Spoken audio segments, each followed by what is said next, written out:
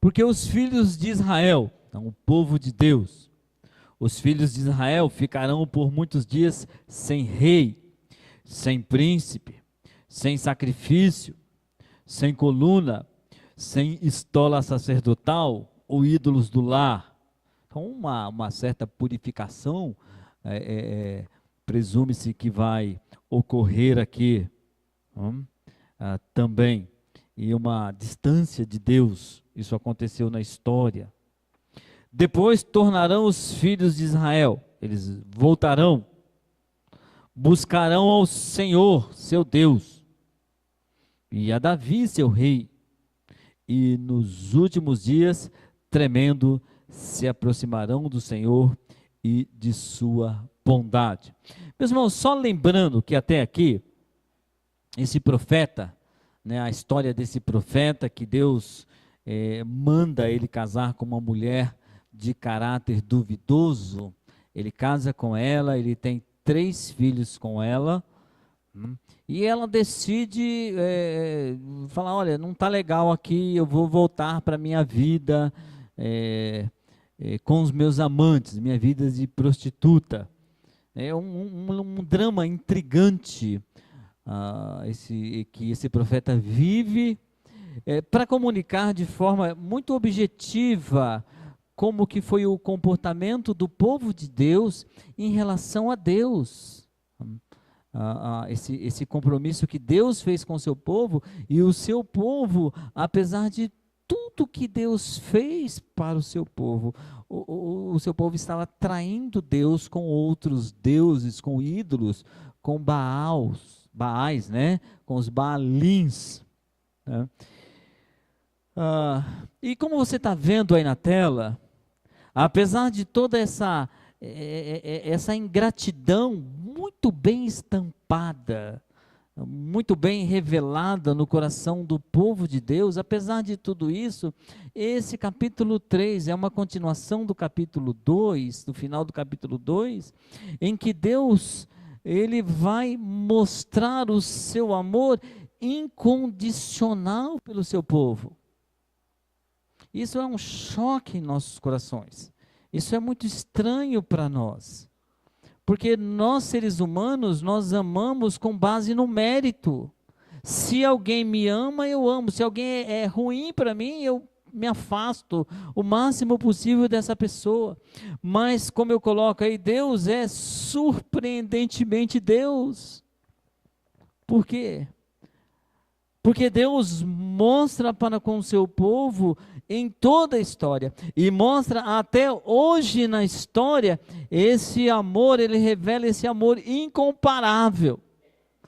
Nós podemos dizer que esse amor de Deus é um amor incompreensível.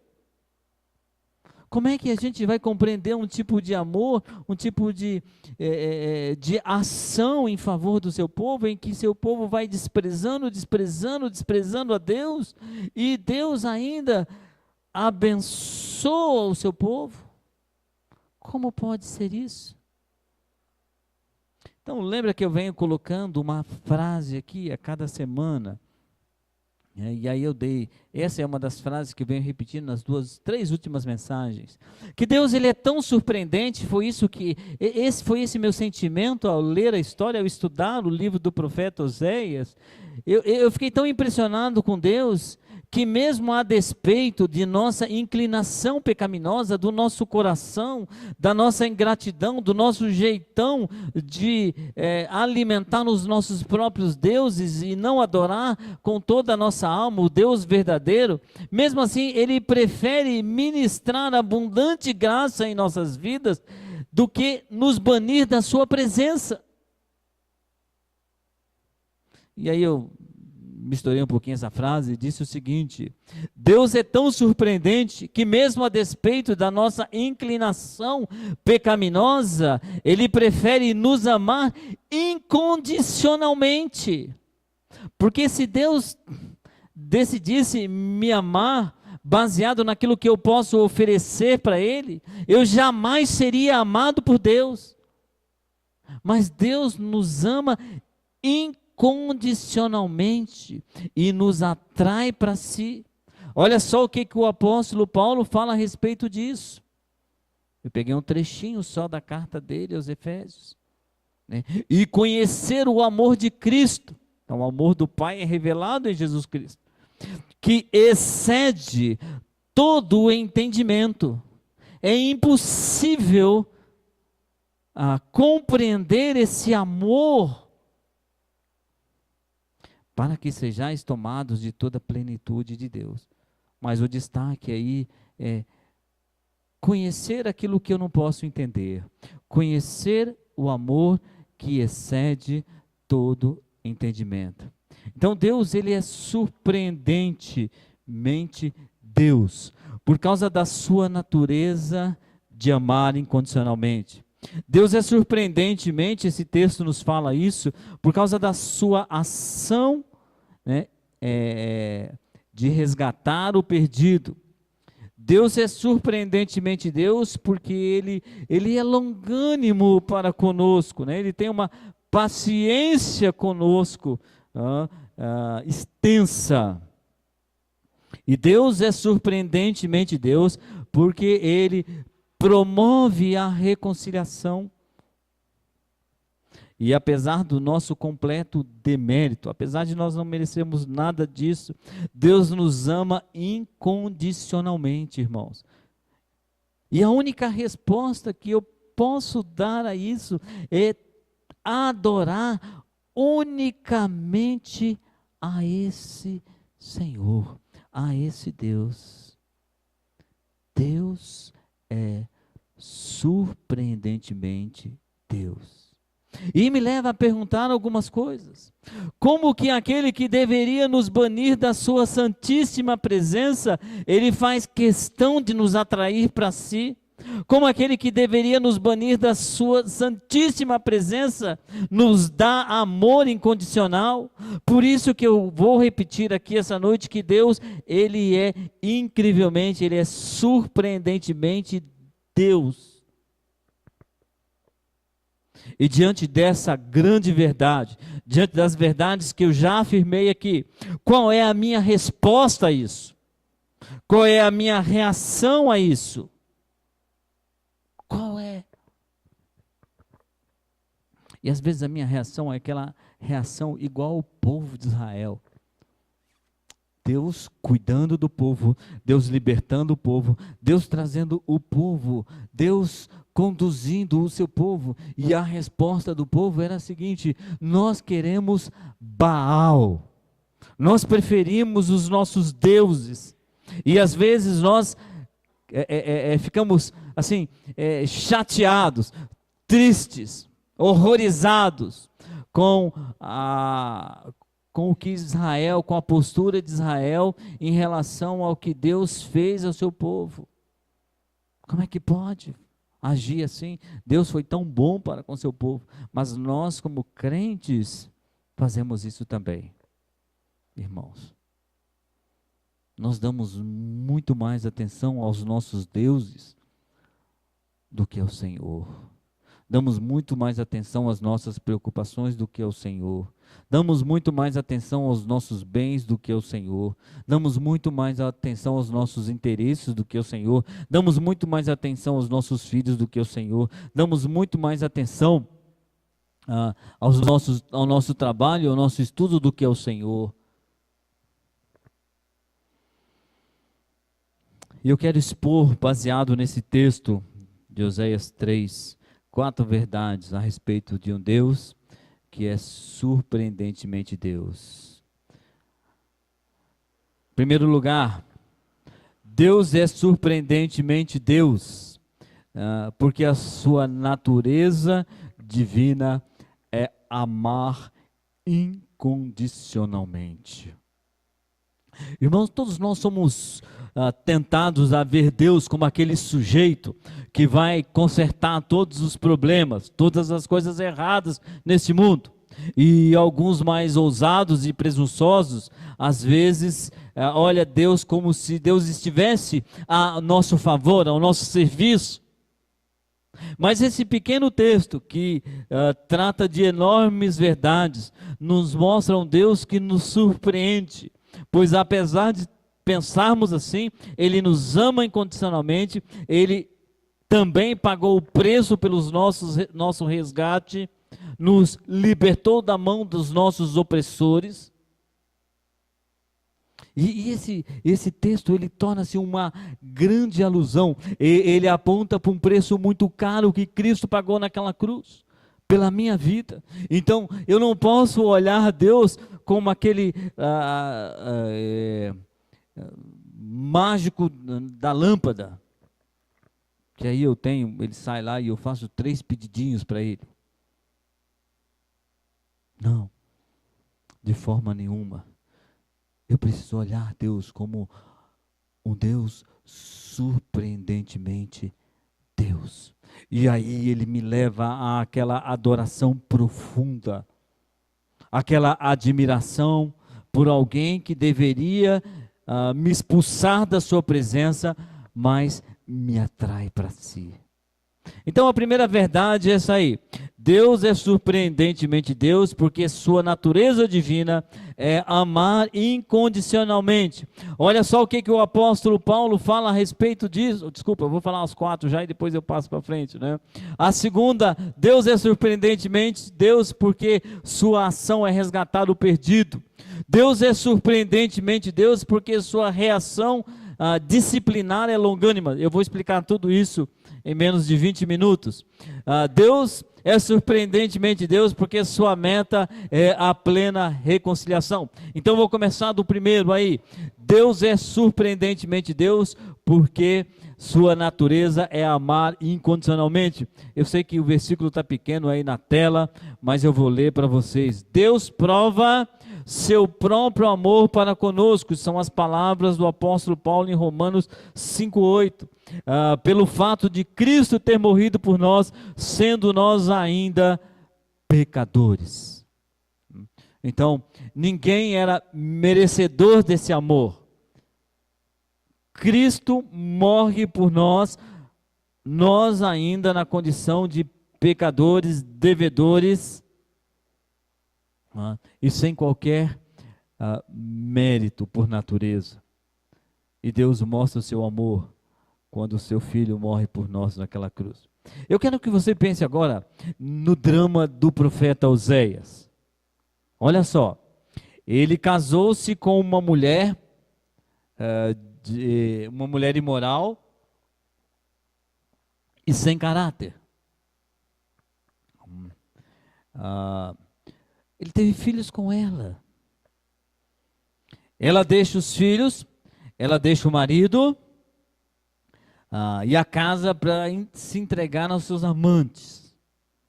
Essa é a trajetória desse profeta. E por causa dessa situação de prostituição, ela se torna uma escrava.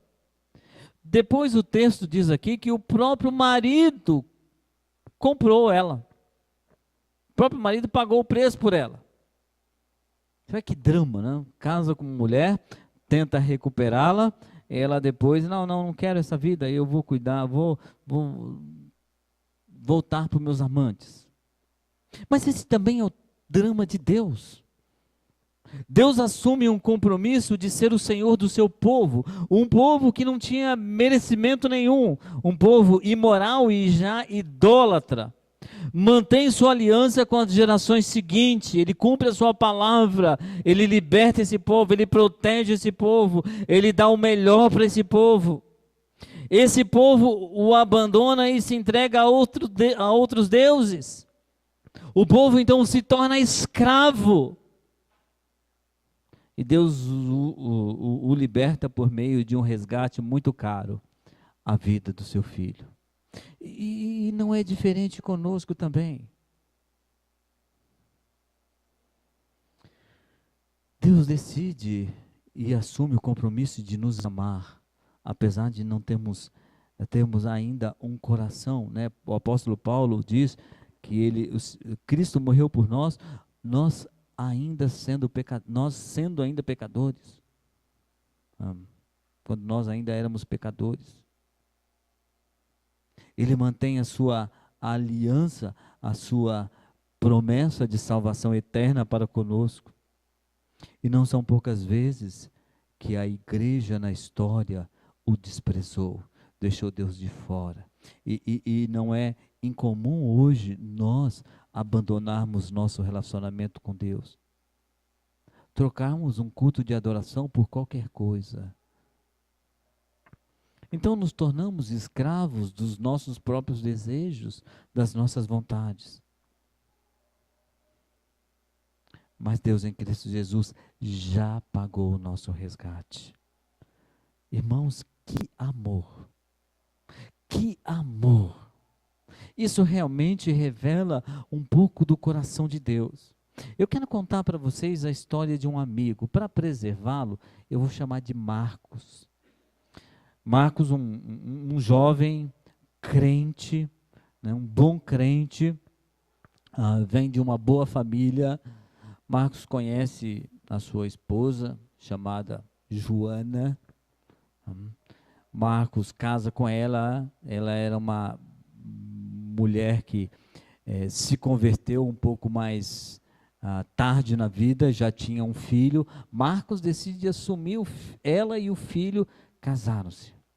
Depois de mais ou menos 5 anos, ela acorda um dia e diz assim: olha, eu não aguento mais essa vida, eu tenho saudade, eu vou para a vida, minha vida de noitada e de gandaia. Então Joana abandona sua casa, Joana abandona o seu marido, Joana abandona o seu filho. Isso é um fato real. E quando eu conversei com o Marcos, ele me disse assim: eu nunca mais quero ver essa mulher na minha frente. Como que ela pode fazer uma coisa dessa? Espero que ela nunca mais. E se ela se arrepender um dia, nem vai chegar na minha porta. Essa é uma reação que qualquer um de nós teríamos, não é verdade? Poxa, eu fiz o melhor para você, e você fez uma coisa ruim para mim. Essa é uma reação natural nossa, mas isso prova claramente qual é a reação de Deus. Deus, mesmo ofendido, Deus mesmo traído, Ele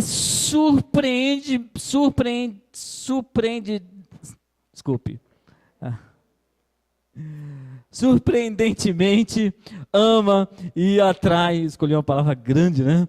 E ama e atrai o seu povo para si. Deus jamais vai dizer: olha, não quero mais ver você na minha frente, sai daqui, porque eu dei o melhor para você, e sabe o que você fez? Você me abandonou, você foi um ingrato. Nós reagimos assim, mas Deus não. Por isso, irmãos, que a nossa reação, a nossa resposta deve ser uma resposta de adoração ao nosso Senhor, porque Deus é surpreendentemente Deus, e a sua natureza é amar incondicionalmente. Em segundo lugar, sobre essas 4 verdades a respeito de Deus, baseado nesse texto. A primeira é: sua natureza é amar incondicionalmente. A segunda, sua ação é resgatar o perdido. Versículo 2 e 3 de Oséias. Por favor, põe o seu olho lá em Oséias. Não perde aí. Olha só, apesar de ele ter casado com ela, com essa mulher, ela decide abandonar sua casa, abandonar seu marido, abandonar os seus filhos e ir para os seus amantes. Olha o que o profeta fez: comprei-a, pois, para mim por 15 peças de prata e 1 homer e meio de cevada, ou um barril de cevada, barril e meio, né? E lhe disse: tu esperarás por mim muitos dias. Não te prostituirá, nem serás de outro homem, assim também eu esperarei por ti. Esse drama de Oséias é sensacional, irmãos. Essa palavra nos encoraja demais, porque mostra como Deus é, e mostra exatamente como nós somos. Qualquer um de nós que estivesse aqui na posição desse profeta diria para essa mulher: vai embora, suma da minha frente, sua ingrata, sua irresponsável. Olha o versículo Marcos 10, versículo 45, você está vendo aí em cima? Pois o próprio Filho do Homem não veio para ser servido, mas veio para servir e dar a sua vida em resgate de muitos. E o valor que Oséias paga aqui é um valor caro por ela. Talvez os 200 litros de cevada, que daria o barril e meio, era a economia do ano da família, o dinheiro do ano da família para seu sustento. 15 peças de prata também pode ser visto como 15 ciclos de prata. Lá num dos profetas, parece que o profeta Jeremias, há alguém que compra um campo por 17 ciclos de prata. Então dava para comprar uma boa propriedade. Não estamos falando de um lote, mas de um campo possível para o cultivo e plantação por 17. Então ele pagou 15 e você compraria um campo por 17 na mesma época. Ele pagou caro. Toda a economia da casa. Mas sabe o que é mais intrigante de tudo isso? O mais, sim, que coloca uma interrogação em nossas cabeças, é que ele pagou por alguma coisa que já era dele por direito. E essa é uma figura incrível do Evangelho. Uma imagem magnífica do preço que Deus pagou pelo nosso resgate. Porque nós, por direito, já éramos de Deus, porque Ele é nosso Criador. Mas Ele paga pelo preço, pela nossa liberdade. E o preço caríssimo, o preço foi a vida do seu Filho.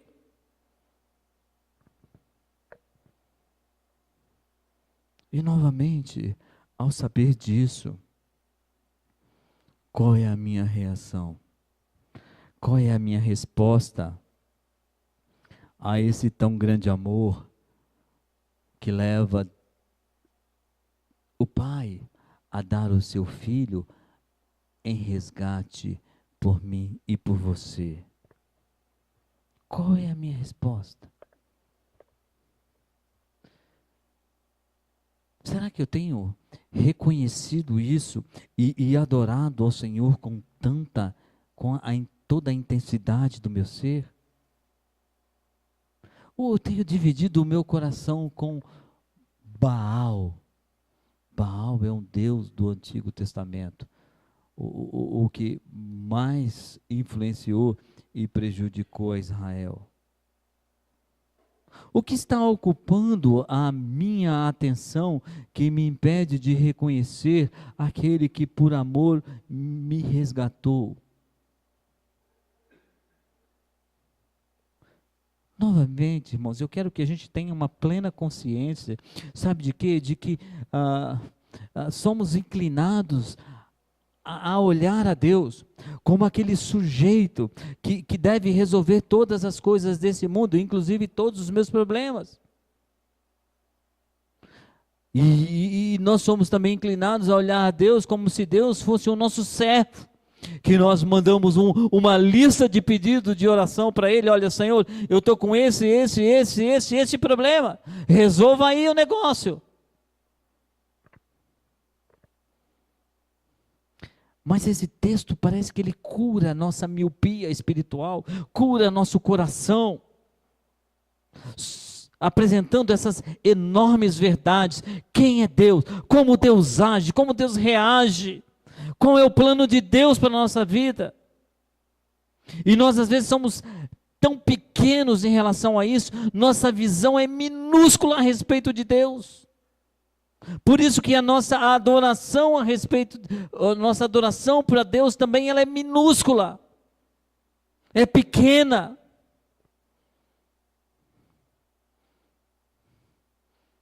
E talvez se nós tivéssemos a clareza de que Deus é surpreendentemente Deus, porque Ele nos ama incondicionalmente e porque Ele pagou um preço para nos resgatar da mão dos nossos carrascos, ou do nosso carrasco. A nossa adoração seria melhor.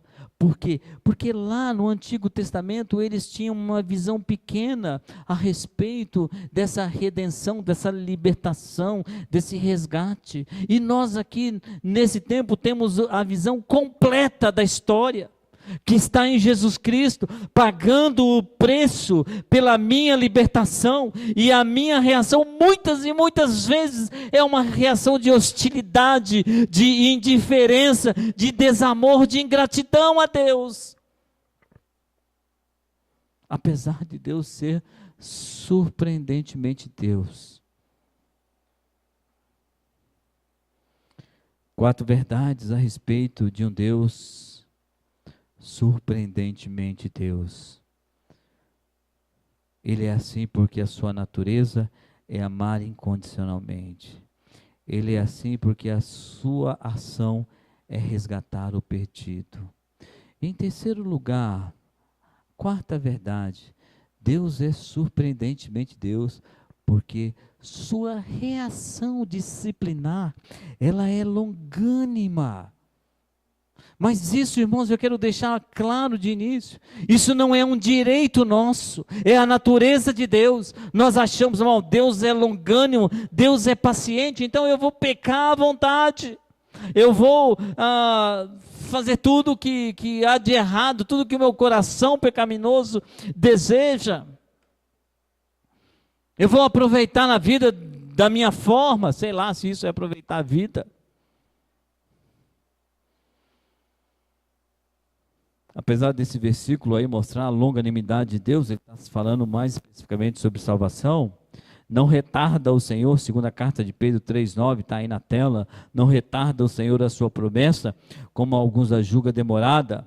Pelo contrário, ele é longânimo para convosco, não querendo que nenhum pereça, senão que todos cheguem ao arrependimento.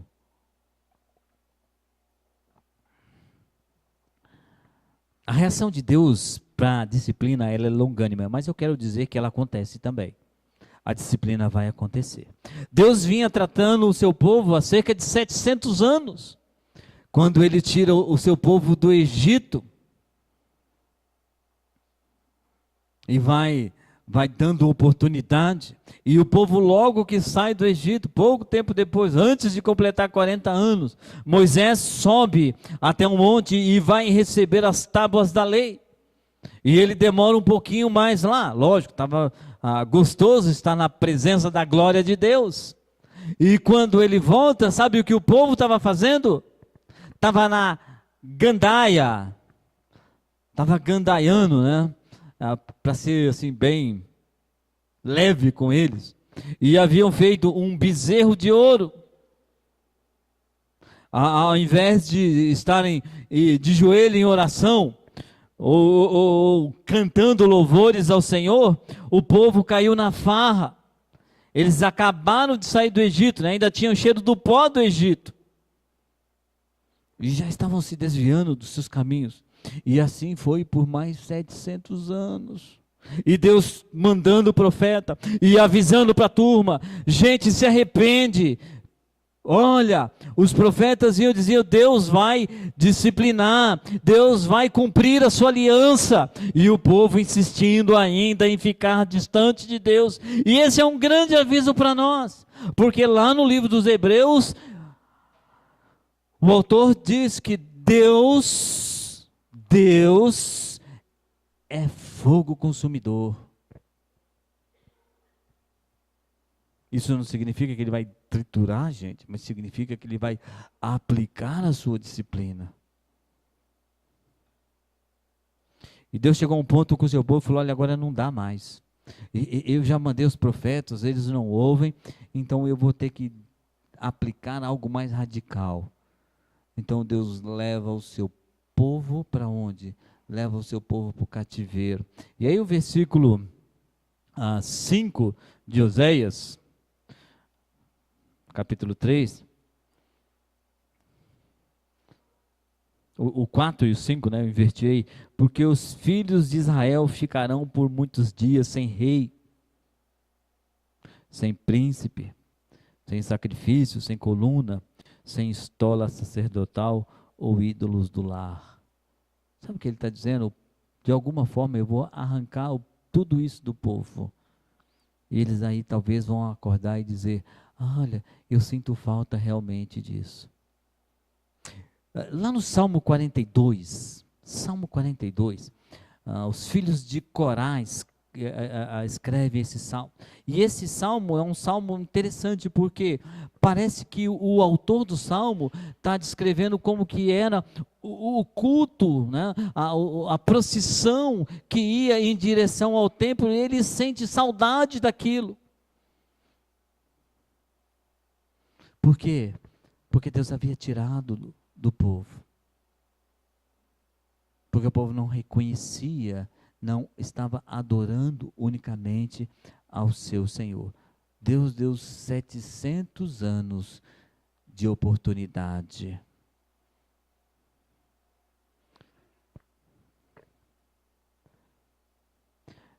Deus foi permitindo e avisando. Deus foi permitindo e avisando. Até que uma ação mais radical se tornou necessária. Olha só o que o apóstolo Paulo fala lá na frente, porque às vezes nós brincamos com Deus, infelizmente.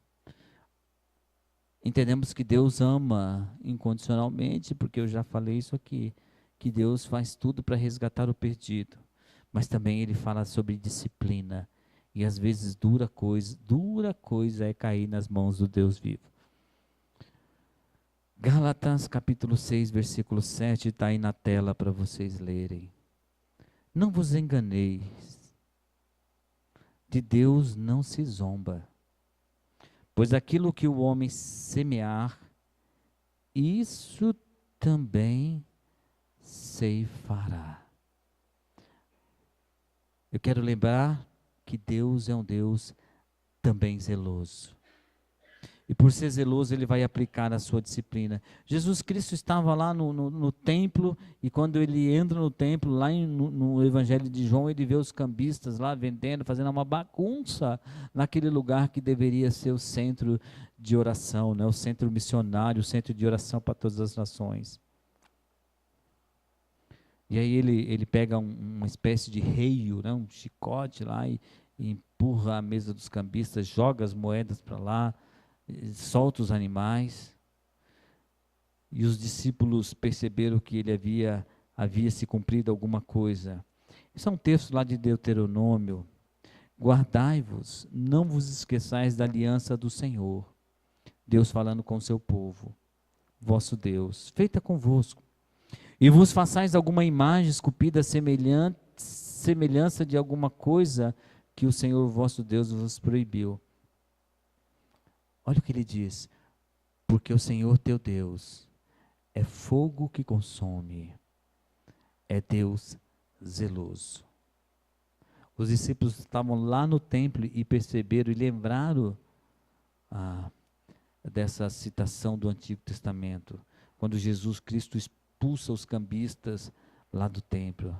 Lembraram-se, se referindo aos discípulos, os seus discípulos, que está escrito, o zelo da tua casa me consumirá. Irmãos, Deus é surpreendentemente, Deus nos ama incondicionalmente, faz tudo para resgatar o perdido. Ele é longânimo para com a sua disciplina, mas não podemos brincar com ele, porque ele vai aplicar. Como crentes em Cristo Jesus, todos nós temos a responsabilidade de olhar nossas vidas e fazer o possível para ela estar agradável a Deus.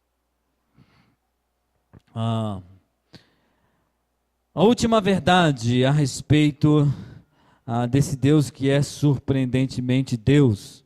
Deus é surpreendentemente Deus porque sua meta, seu alvo, seu propósito é a plena reconciliação. Olha só, segunda carta de Paulo aos Coríntios, ora tudo provém de Deus que nos reconciliou consigo mesmo por meio de Cristo e nos deu o mistério da reconciliação. Lá em Oséias, você pode bater o olho no versículo 5 do capítulo 3, Olha só que palavra de graça, né? Depois tornarão os filhos de Israel e buscarão ao Senhor seu Deus e a Davi seu rei, e nos últimos dias tremendos se aproximarão do Senhor e da sua bondade.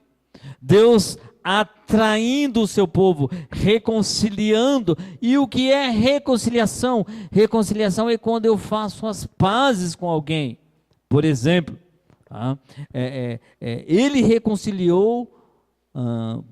ele se reconciliou com sua esposa, quer dizer, ele fez as pazes, ele se acertou com ela, eles resolveram os seus problemas.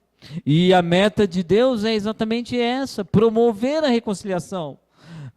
Tirar o problema que nos separa, né? O pecado, conforme o próprio profeta Isaías diz. Olha só: as vossas iniquidades fazem separação entre vós e o vosso Deus, né? Há um conflito aí, há uma barreira, há uma guerra aí, e os vossos pecados encobrem o seu rosto de vós, para que ele não ouça, né?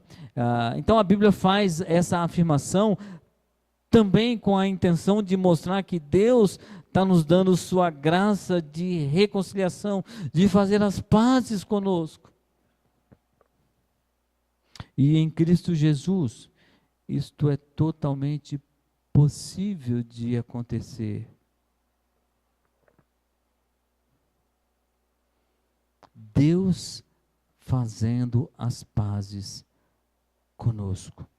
Eu não sei como é que está o seu coração nesta noite, como você entrou. Talvez você tenha entrado em conflito com Deus, porque ainda não resolveu esse problema do pecado.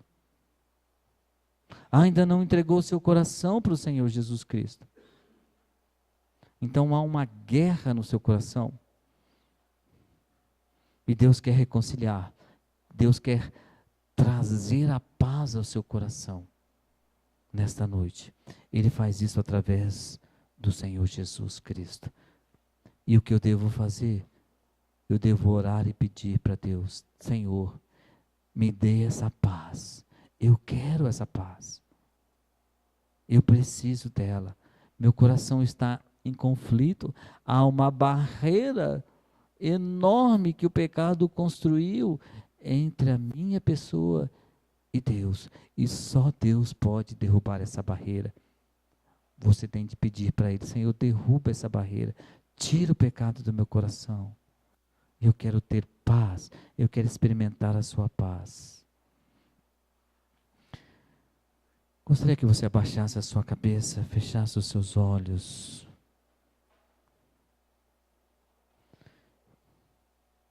As verdades colocadas nesse pequeno texto aqui. Grandes verdades. Deus é surpreendentemente Deus, porque Ele nos ama incondicionalmente. A sua natureza é assim. Deus é surpreendentemente Deus, porque Ele nos resgatou da escravidão. E se você não se sente liberto do pecado, precisa pedir a Deus para fazer isso. Talvez há alguns crentes aqui mesmo, pessoas que já reconheceram Jesus como seu Salvador, mas ainda estão presos. Não tiveram uma experiência completa. Então fala: Senhor Jesus, eu estou preso no pecado. Eu quero ser liberto porque o Senhor pagou o preço. Por que eu vou ficar nessa vida de escravidão, de opressão, sendo dominado pelo pecado?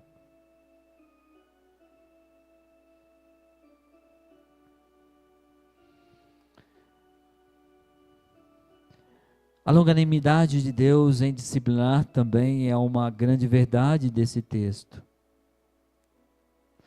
Mas a disciplina de Deus pode acontecer.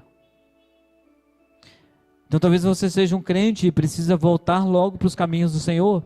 Dizer: Senhor, eu quero lidar com esse problema, eu quero voltar na comunhão, eu quero ser uma grande bênção para o Senhor. Eu quero ser uma grande bênção para o reino. Eu quero ser uma grande bênção para essa igreja. Aonde eu for, eu quero ser uma bênção. Mas eu estou distante, meu coração está frio, eu tenho dado meu coração a outros deuses. Fala com Deus: Senhor, me traz de volta, me dá força, Senhor. Em último lugar, talvez você não esteja em paz com Deus, mas o alvo de Deus, o propósito de Deus é trazer a paz, a reconciliação. Ele disse: um dia eu farei que esse povo seja chamado meu povo. E hoje essa paz vem através de Jesus Cristo, nosso Salvador. Então você mesmo sentado aí pode dizer: Senhor Jesus, se essa paz existe, se isso é real, eu quero para mim. Traz essa paz no meu coração. Tira o pecado que me separa de Deus, desse relacionamento. Fala para Deus isso. Confia que Ele pode fazer isso. Através do Evangelho de Cristo. Através da morte do nosso Senhor Jesus Cristo. Obrigado mais uma vez, Senhor. Obrigado porque o Senhor se apresenta surpreendentemente Deus. E é impressionante como a nossa reação natural é se distanciar do Senhor, é servir os nossos próprios desejos. Mas o Senhor nos ama, nos atrai para si, nos ama incondicionalmente. E vai nos trazendo, chamando e nos avisando sempre. Muito obrigado, Senhor. Que o nome do Senhor Jesus Cristo seja glorificado, exaltado. Que o nome do Senhor Jesus Cristo seja engrandecido em minha vida. E que essa paz maravilhosa que o Senhor dá, mesmo no mundo em conflito, em guerra, mas ela está ali, porque é a paz que o Senhor Jesus Cristo nos dá. E nós podemos experimentar disso, dela. Porque o Senhor quer, realmente, e esse é o propósito, trazer uma completa reconciliação, uma perfeita paz. Muito obrigado. Abençoe todas as pessoas que entraram nessa igreja, nesta noite. Que a consolação do Espírito do Senhor esteja sobre cada um. Que a paz de Deus, que excede todo entendimento, também acompanhe cada um. E que o amor de Cristo transborde em todos os corações aqui, para a glória do nosso Rei, o Rei Jesus Cristo, o eterno e soberano Senhor. Amém, amém e amém. Deus os abençoe, irmãos. Tem um cafezinho especial para vocês. Por favor, tenham um tempo de comunhão. E eu quero dar um abraço em cada um de vocês.